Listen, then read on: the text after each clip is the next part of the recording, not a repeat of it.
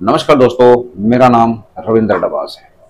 किसान आंदोलन दिल्ली घेरी जा चुकी है और बॉर्डरों पे अलग अलग जगह पे कहीं पे 2000, कहीं पे 5000, कहीं पे 10,000, कहीं पे 50,000 आंदोलनकारी बैठे हैं। सबको लग रहा है कि सरकार शायद फैसले कर लेगी, इनकी मांग मान लेगी।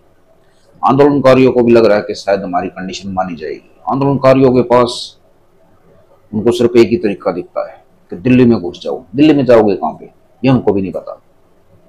क्या दिल्ली में वो लाल किले पे जाएंगे, कुतुब मीनार पे जाएंगे, या सुप्रीम कोर्ट में जाएंगे? जाएंगे कहाँ पे?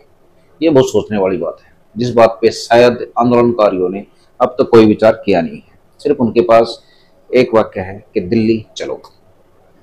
अब जैसे कि आप लगाइए कि दिल्ली के चारों तरफ जो भी बॉर्डर हैं, सब पे आंदोलनकारी बैठे हैं, सब रास्ते बंद हैं।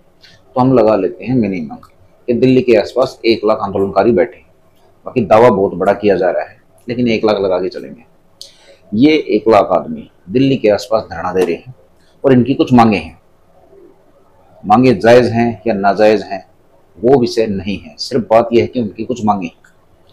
अब इनकी मांगों को लेके ये दिल्ली को घेर रहे हैं, लेकिन मांगे अभी तक मानी नहीं जा रही हैं।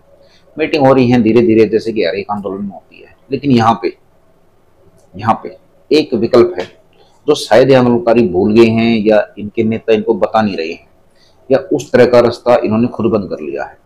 मैं बात कर रहा हूँ सुप्रीम कोर्ट की, हमारे न्यायालय की, हमारी न्याय व्यवस्था की। अगर ये 1 लाख आदमी कागज के जरिए और कोर्ट में अपनी दरखास्त देते हैं, अपनी मांग रखते हैं, तो क्या सरकार पे दबाव नहीं पड़ेगा? सोचने वाली बातें हैं। क्या इन आंदोलनकारियों के पास वकील नहीं है?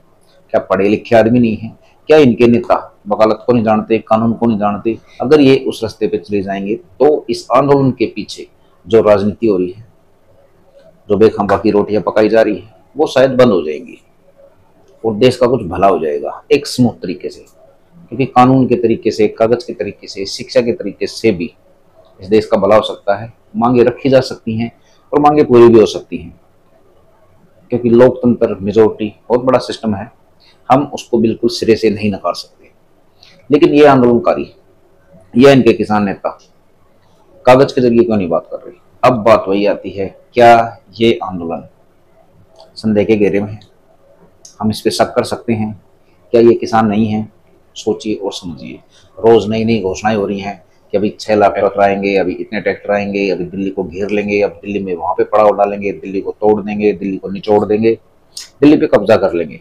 लेकिन एक बात कहीं से भी नहीं आ रही कि हम शिक्षा का सहारा लेके, कानून का सहारा लेके और तब अपनी मांगे पूरी करवाएंगे। लेकिन ये बात कहीं भी नहीं दिखाई दे रही। ये तरीका इनसे कौन छुपा रहा है, या ये खुद उस तरीके पे नहीं जाना चाहते? बहुत बड़ा सवाल है, सोचिए और समझिए। क्योंकि शिक्षा बहुत बड़ी चीज है, जागरूक होने की जरूरत है। अगर इनमें से ये आंदोलनकारी जागरूक हो जाए, अगर ये आंदोलनकारी हैं तो, अगर इनको अपनी मांग चाहिए तो स्मूथ तरीका क्यों नहीं अपनाते? नमस्कार दोस्तों, मैं रविंद्र डबास।